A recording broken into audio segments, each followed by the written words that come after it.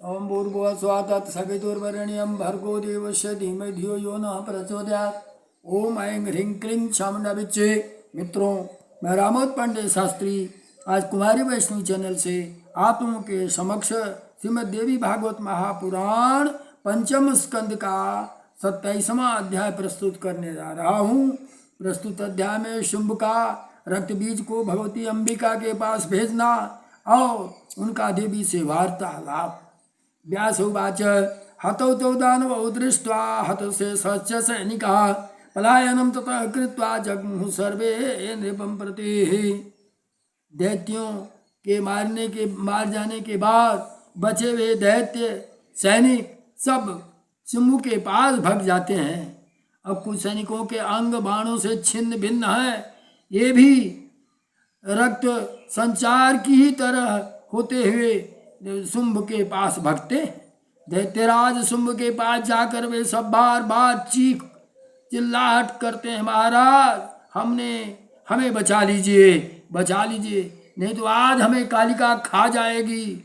उसने देवताओं का मर्दन करने वाले महावीर चंडमुंड को मार डाला और वह बहुत से सैनिकों को भी खा डाली। हे प्रभु, मरे पड़े हाथियों, घोड़ों, ऊंटों तथा पैदल सैनिकों से उस कालिका ने युद्ध भूमि को अत्यंत डरावना बना दिया। उसने समरभूमि में रक्त की नदी बहा डाली है। उसमें मांस कीचड़ की भांत, मस्तक के केस सेवार के सदृश और टूटे हुए रथों के पहिए, भंवर के समान सैनिकों के काटे हाथ, आदम मछली के समान और सिर तुम्बे के फल के तुल्य प्रतीत हो रहे हैं। हे महाराज, अब आप दैत्य कुल की रक्षा कीजिए और शीघ्र पाताल लोक चले जाइए, अन्यथा क्रोध में भरी हुआ देवी आज ही सभी दानों का विनाश कर देगी। ये दानवेंद्र, अंबिका का वाहन सिंह भी युद्ध भूमि में दानों को खाते जा रहा था। हे राजेंद्र, आप भी कोप के वशीभूत होकर अपने भाई निशुंभ सहित मरने का व्यर्थ विचार कर रहे हैं। हे महाराज, राक्षस कुल का नाश करने वाली वह क्रूर स्त्री जिसके लिए आप अपने बंधुओं को मरवा डालना चाहते हैं, यदि आपको प्राप्त हो ही गई तो यह आपको क्या सुख प्रदान करेगी। हे प्रभु, जिसके अधीन यह सारा संसार रहता है, उस विधाता का अद्भुत कर्म देखिए कि इस स्त्री ने अकेले ही संपूर्ण राक्षसों का संहार कर डाला। पूर्व काल में आपने पुष्कर तीर्थ में एक देवालय में तप किया था। उसमें वर प्रदान करके लोक पिता में ब्रह्मा जी आपके पास आए थे। हे महाराज, जब ब्रह्मा ने आपको कहा हे सुब्रत वह वर मांगो, तब आपने ब्रह्मा जी से अजर अमर होने के लिए वर मांगा। देवता, दैत्य, मनुष्य, सर्प, किन्नर, यक्ष और पुरुष वाचक जो भी प्राणी हैं, इनमें किसी से भी मेरी मृत्यु न हो। इस प्रकार इसी कारण से श्रेष्ठ स्त्री आपका वध करने की इच्छा आई हुई है और आपने किसी स्त्री से अपने वध को स्वीकार किया। इस देवी अंबिका को ही महामाया और परम प्रकृति कहा गया है। हे राजेंद्र, कल्प के अंत में ये भगवती ही संपूर्ण सृष्टि का संहार करती है। सब पर शासन करने वाले कल्याणमयी देवी संपूर्ण लोकों तथा देवताओं को भी उत्पन्न करने वाली है। उत्पादयित्री लोकानां देवानां ईश्वरी शुभा त्रिगुणातां श्रीदेवी सर्वशक्ति समन्विता अजया चाक्षया अनित्या सर्वज्ञा च सदोदिता वेदमाता च गायत्री संध्या सर्वसुरालया। यही माता सिद्ध स्वरूपिणी, संपूर्ण सिद्धियों को देने वाली, अविनाशिनी, आनंद रूपा, सबको आनंद देने वाली है। निर्गुणा सगुणा सिद्धा सर्वसिद्धि प्रदायभ्य आनंद आनंददा गौरीम देवानां भय प्रदा। महाराज, संपूर्ण शक्ति को प्रदान करने वाली यह माता है। एवं ज्ञात्वा महाराज वैर्भावं त्यजानया शरण ब्रज राजेंद्र देवी त्वाम पालयिष्यति। इसलिए आप वैरभाव को छोड़कर आप इनके शरण में चले जाइए। उनका यह वचन सुन करके देवसेना का मर्दन करने वाले शुंभ ने महान वीरों के पराक्रम गुणों से संपन्न यथार्थ वचन कहना प्रारंभ किया। अरे मूर्खो, चुप रहो, तुम लोग युद्ध भूमि से भाग आए हो। तुम्हें यदि जीवित रहने की प्रबल अभिलाषा है तो तुम सब अभी पाताल लोक चले जाओ। यह सब सारा संसार ही दैव के अधीन है, तो विजय के संबंध में मुझे क्या चिंता हो सकती है। जैसे हम लोग देवी के अधीन हैं, वैसे ही ब्रह्मा आदि देवता भी सदा देव के अधीन रहते हैं। ब्रह्मा, विष्णु, महेश, यम, अग्नि, वरुण, सूर्य, चंद्र और इंद्र, ये सब देवता सदा देव के अधीन है। हे मूर्खों, जब तुम्हें किसी बात की चिंता नहीं है तो तुम लोग अभी पाताल लोक चले जाओ। समय आने पर देव की प्रेरणा से मनुष्यों को सुख, दुख, आयु, जीवन तथा मरण ये सब निश्चित रूप से प्राप्त होता है। महेश भी नष्ट होते हैं, ब्रह्मा भी नष्ट होते हैं, विष्णु भी समाप्त हो जाते हैं, सभी देवता भी अपनी आयु के अंत में विनाश को प्राप्त होते हैं। उस प्रकार मैं भी सर्वथा काल का बसवर्ती हूँ। अब मुझे विनाश अथवा विजय जो भी प्राप्त होगी उसे मैं अपने धर्म का सम्यक पालन करूँगा। जब इस स्त्री ने मुझे युद्ध के लिए ललकारा है तब भागकर मैं सैकड़ों वर्ष जीवित रहने की आशा क्यों करूं। मैं आज ही उसके पास युद्ध जा रहा हूं और युद्ध करूंगा। या तो उसे युद्ध में जीतूंगा, विजय प्राप्त करूंगा, अथवा मृत्यु को प्राप्त होऊंगा। दैव मिथ्या है, ऐसा उद्यमवादी विद्वान कहते हैं। इस प्रकार जो शास्त्र को जानते हैं उन उद्यमवादी विद्वानों की बात युक्ति युक्त भी है। बिना उद्यम के मनोरथ कभी सिद्ध नहीं होता है। अदृश्य प्रारब्ध बलवान होता है, ऐसी बात मूर्ख कहते हैं।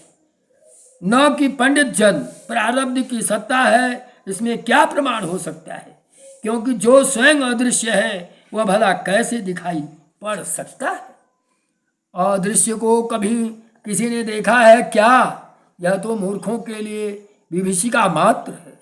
आटा पीसने वाली कोई स्त्री चक्की के पास चुपचाप बैठी रहे तो बिना उद्यम के किसी प्रकार भी आटा तैयार नहीं हो सकता है। बिना उद्यम के कोई भी कार्य सफल नहीं हो सकता है। उद्यमे च कृते कार्य सिद्धिं यात्येव एव सर्वथा सदा चित्तस्य न्यूनत्वे कार्यं नैव भवेत् अपि। चाहे देश काल, अपना बल तथा शत्रु का बल, इन सब की पूरी जानकारी करके किया गया कार्य निश्चय ही सिद्ध होता है। ये आचार्य बृहस्पति का वचन है। ऐसा निश्चित करके दैत्यराज शुंभके ने महान असुर रक्त बीज को विशाल सेना के साथ समर भूमि में जाने की आज्ञा दिया। शुंभ कहता है, हे विशाल भुजाओं वाला रक्त बीज, तुम युद्ध भूमि में जाओ और हे महाभाग अपनी पूरी शक्ति लगाकर युद्ध करो। रक्त बीज क्या कहता है, हे महाराज, आपको तनिक भी चिंता नहीं करनी है। मैं उस स्त्री को मार डालूंगा या तो आपके अधीन कर दूंगा। व्यास जी इसी बीच बोल देते हैं, हे कुरुश्रेष्ठ, ऐसा कहकर के महान असुर रक्त बीज रथ पर आरूढ़ होकर अपनी सेना के साथ चल देता है। हाथी, घोड़े, रथ तथा पैदल सैनिकों से चारों ओर से आवृत हुआ रक्त बीज रथ पर आरूढ़ होकर के पर्वत पर विराजमान भगवती की ओर चल पड़ता है। उसे आया हुआ देख कर देवी ने शंख बजाया। वह शंखनाद अभी दैत्यों के लिए भयदायक तथा देवताओं के लिए हर्षवर्धक था। अवागतम समालोक्या देवी शंखम अवादयत भयदम सर्वदैत्यानां देवानां मोदन वर्धनम। उसे भीषण शंख ध्वनि को सुनकर वह रक्तबीज बड़े वेग से देवी चामुंडा के पास पहुंचकर मधुर वाणी में कहने लगा। रक्तबीज क्या कहता है भाई? बाले किम्मा भविष्यसि मत्वा तुम कातरं किल शंखनादेन तन्वंगी बेसी किम ध्रुमलोचनम। ए बाले, क्या तुम कायर समझकर अपने शंखनाद से मुझको डरा रही हो? हे कोमलांगी, क्या तुमने मुझे ध्रुमलोचन समझ रखा है? मेरा नाम रक्तबीज है। मैं यहाँ तुम्हारे ही पास आया हूँ। हे पिग भाषणी, यदि तुम्हारी युद्ध करने की इच्छा है तो तैयार हो जाओ, मुझे तुमसे भय नहीं है।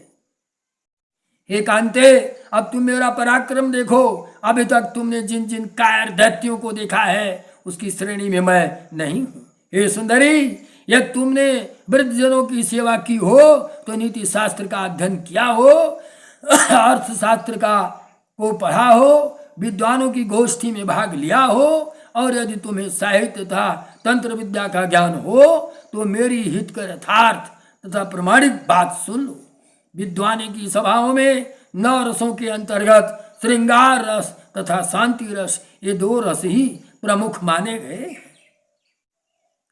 रसांच नवानाम वही द्वावेव मुख्यताम गतौ श्रृंगारकः शांतिरसो विद्वत सभासुच।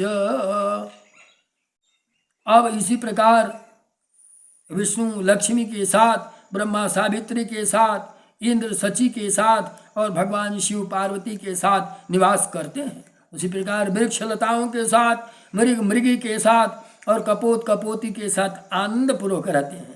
इस प्राग जगत के समस्त जीवधारी संयोग जनित सुख का अत्यधिक उपयोग करते हैं। जो लोग भोग तथा वैभव का सुख नहीं प्राप्त कर सकते, अन्य जो कातर मनुष्य हैं, वे निश्चय ही मूर्ख हैं और दैव से वंचित होकर यति हो जाते हैं। संसार के रस का ज्ञान न रखने वाले ये लोग मीठी मीठी बात बोलने में निपुण धूर्तों तथा वंचकों द्वारा ठग लिए जाते हैं और सारा शांत रस में निमग्न रहते हैं, किंतु काम, लोभ, भयंकर क्रोध और बुद्धिनाशक मोह से उत्पन्न होते हैं। कहाँ ज्ञान रह जाता है और कहाँ वैराग्य। अतः कल्याणी, तुम भी देवताओं पर विजय प्राप्त कर लेने वाले मनोहर तथा महाबली शुंभ अथवा निशुंभ को पति बना लो। लोभे क्रोधे च दुर्धर्षे मोहे मति विनाश के तस्मात् त्वमपि कल्याणी कुरुकांतम मनोहरम शुंभम सुराणाम जेतारम निशुंभम वा महाबलः। व्यास उवाच इति जुक्त्वा रक्ते बीजो असौ विरामपुरे स्थिता श्रुत्वा जहास चामुंडा कालिका चांबिका तथा। व्यास जी बोलते हैं, इतना कहकर के वह रक्तबीज देवी के सामने चुपचाप खड़ा हो गया। उसकी बातें सुनकर चामुंडा, कालिका और अंबिका हंसने लगीं। श्रीमद् देवी भागवते महापुराणे अष्टादशसहस्रस्यां संहितायां पंचम स्कंधे रक्तबीज बीजस्याः देवी समीपे शुंभ निशुंभ संवाद वर्णम नाम 27वाध्यायः। बोलो योग माया भगवती की जय, माँ जगदम्बा की जय।